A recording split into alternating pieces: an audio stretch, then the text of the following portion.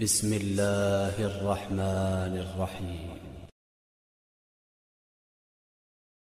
میں گزرا کہ ڈبل اسٹینڈرڈ نہ ہو، لوگوں کو دو تم اللہ سے لو۔ جنہوں نے حکم خدا پہ قربانیاں دی ہیں، بھائی عباس باب الحوائج بھی اسی لیے کہلاتے ہیں۔ اس کائنات میں دو ہی تو باب الحوائج ہیں، ایک میرا 7واں امام، وہ امام ہے، وہ معصوم ہے، وہ ابن معصوم ہے، وہ 12 اماموں میں شامل ہے اور 14 معصوموں میں شامل ہے، مگر جو اس کا لقب ہے وہ ان حضرت عباس کو ملا جو 12 امام یا 14 معصوم میں نہیں ہے، لیکن کتنے عظیم باب الحوائج۔ اور یہ خالی ایسا نہیں ہے کہ کتابوں میں لقب آ گیا باب الحوائج۔ پوچھیے دنیا میں کسی آدمی سے چیلنج کرتے ہوئے کہ ہے کوئی ایسا جو عباس کے دروازے پہ گیا اور اپنی حاجت کو قبول کروا کے نہ لایا؟ اگر آپ اسے بدتمیزی کا یا بدتہذیبی کا جملہ نہ سمجھیں تو میں ایک بات ایسی کہہ دوں کہ وقت کی کمی کی وجہ سے اس کو میں پورا نہیں کر پاؤں گا، لیکن بہرحال جو میرا عقیدہ ہے وہ وہی ہے کہ جو آپ سب کا عقیدہ ہے، لیکن بات پوری نہیں کر پاؤں گا۔ کبھی مصلحتیں ایسی ہوتی کہ اللہ کے رسول کے پاس آ کے کوئی سوال کر رہا، اب پیغمبر دیکھ رہے کہ اس وقت تقدیر میں نہیں ہے، اس کو منع کر رہے ہیں، اور حسین اس کی دعا کو قبول کروا رہے ہیں۔ یہاں تک کا جملہ تو آپ نے سن لیا اور برداشت بھی کیا اور آپ کا عقیدہ بھی ہے، لیکن اب اس کے آگے کا بھی مرحلہ، اور کبھی ایسا بھی ہوتا، اس کی وجہ بھی آج وقت نہیں ہے، شاید کل پرسوں وجہ بھی بتا دوں، آج تو بس میرے عقیدے پر اعتراض کیے بغیر بات کو ذہن میں رکھیے، کبھی ایسا بھی ہوتا کہ حلال مشکلات علی کے روضے پہ دعا مانگی وہ قبول نہیں ہوئی، اور حسین کے روضے پہ دعا مانگی قبول نہیں ہوئی، کچھ ایسی مسئلہ ہے، اور عباس کے روضے پہ جا کے دعا مانگی وہ دعا قبول ہو گئی۔ نہ حسین کے یہودی کو 7 بیٹے دینے سے حسین کا رتبہ رسول سے بلند تو نہیں ہوا، نہ میرے اس جملے کا مقصد یہ ہے کہ عباس حسین والی سے بلند، لیکن پروردگار نے انتظام رکھا ہے کہ عباس باب الحوائج، ہر دروازے سے خالی ہاتھ آ سکتے، عباس کے دروازے سے کبھی خالی ہاتھ نہیں آؤ گے۔ کیوں؟ اب ایک سوال یہ بھی ہے کہ کیوں؟ اللہ جب کسی کو دیتا ہے تو کسی وجہ سے دیتا، اور وجہ صرف ایک، عباس اس کائنات کا وہ واحد آدمی کہ جب سے اس دنیا میں آیا اس وقت سے میدان کربلا تک ایک حاجت اپنے سینے میں لے کے گھوم رہا تھا۔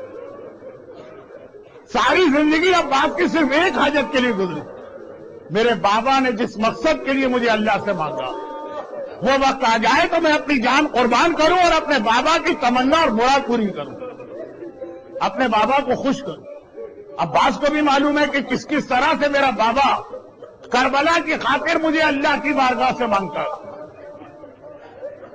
اگر ہم عباس کے علم کو اس وقت نظر انداز بھی کر دیں معاذ اللہ، تب بھی پیدا ہوا بچپنے میں ماں نے یہی بتایا، ذرا بڑا ہوا خاندان کے جتنے بزرگ ہیں انہوں نے یہی بتایا، گھر سے باہر نکلا بابا علی کے جتنے صحابی ہیں سب نے یہی بتایا، حتیٰ یہ کہ شب عاشور خود بھی تو کہا تھا نا، جب حبیب ابن مظاہر نے کہا عباس مجھے وہ رات اب تک یاد ہے جب تیری ماں سے میرے مولا نے شادی کی، حبیب تو خود اس شادی میں شریک تھے، اور یہ بھی یاد ہے کہ میرا مولا ایک ہی جملہ کہہ رہا کہ یہ والی شادی، کل جو ایک عنوان آیا تھا کہ رسول خدا نے اگر اتنی شادیاں کی تو مسئلہ ہے، تو مولا نے کہا یہ والی شادی تو میں نے صرف کربلا کے لیے۔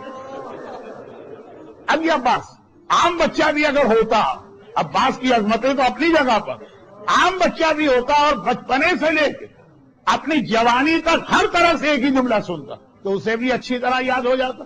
عباس کو تو بار بار یہ جملہ سنایا گیا، اور وہ روایت تو میں نے اس لیے نہیں پڑھی کہ 21 رمضان کے مصائب میں آپ سنتے ہیں، لیکن بہرحال وہ مصائب ہوتے ہیں تو شاید پیغام کی جانب توجہ نہ دے، اور کسی موقع کی بات نعوذ باللہ نعوذ باللہ نعوذ باللہ عباس بھول جائے، مگر کیا وہ رات بھول سکیں گے جب آقا علی نے ہر ایک اولاد کا ہاتھ حسن کے ہاتھ میں دیا، عباس کی باری آئی تو یہ ہاتھ حسین کے ہاتھ میں دیا،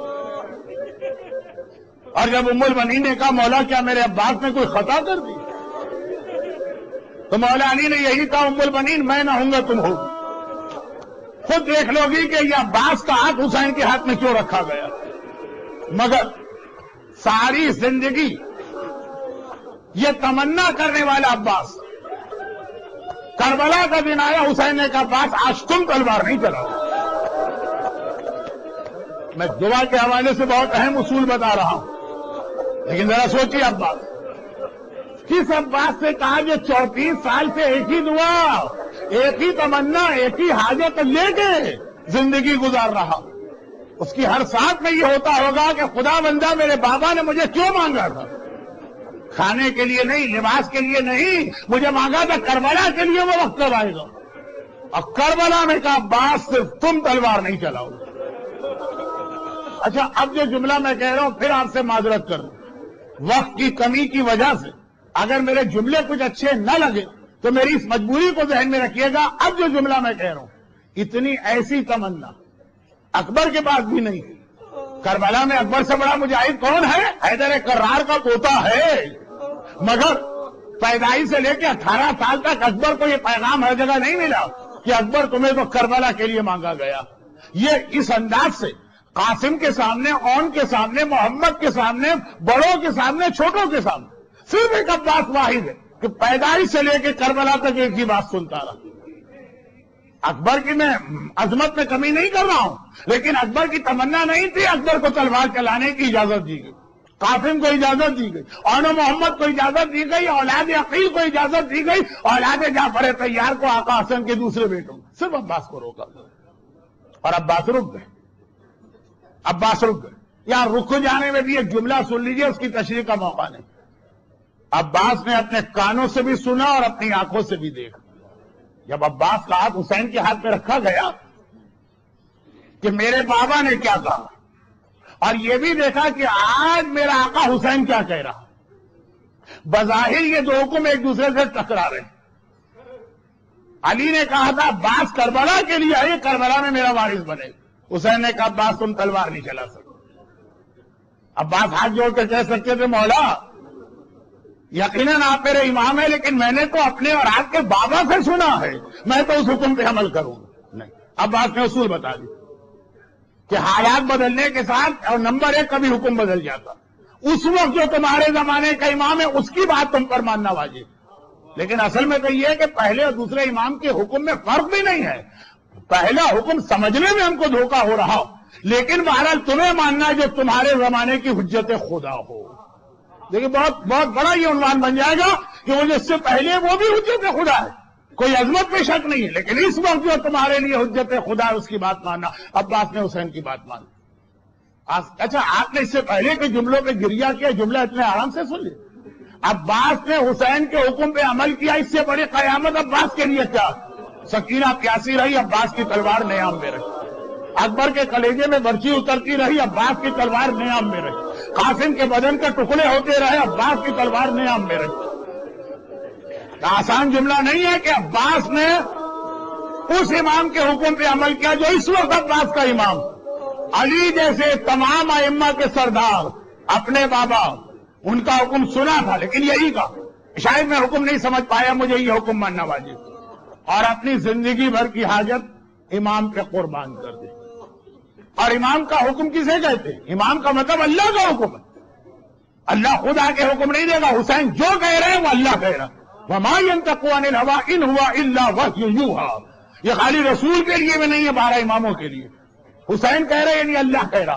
तो अब पैगाम क्या मिला हमारे और आपके लिए? अब्बास ने पैगाम यह दिया कि एक ही तो मेरी हाजत थी, मैंने और तो अल्लाह से कुछ नहीं मांगा, और एक ही अली की हाजत थी, अली ने भी अल्लाह से और कुछ नहीं मांगा, मांगा तो सिर्फ अब्बास को मांगा।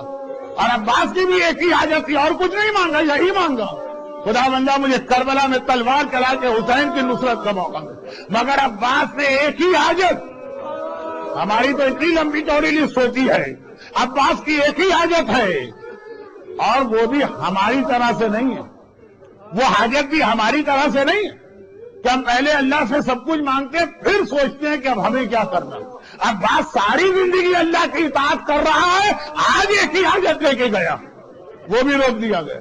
नहीं, अब्बास ने अपनी हाजत हुक्म खुदा पे कुर्बान कर दी। खुदा ने कहा अब्बास जो मेरा उसूल है वो आम लोगों के लिए तो है ही, तुम्हारे लिए क्यों ना होगा? तुमने मेरी अपनी हाजत मेरे हुक्म पे कुर्बान कर दी, अब कयामत तक तुम्हारा नाम लेके जो आएगा उसकी हाजत मैं पूरी करूंगा। तुम बाबुल हवाइज बन गए, बाबुल मुराद बन गए। हाजत कुर्बान की तो हवाइज पूरी हो रही है, अपनी मुराद कुर्बान की हुक्म खुदा पर तो अब्बास बाबुल मुराद बन गए। آج بھی جائیے اور ناممکن کام اگر آپ کو ممکن کرانا ہے تو عباس کے روضے پہ جا کے دعا کیجیے گا.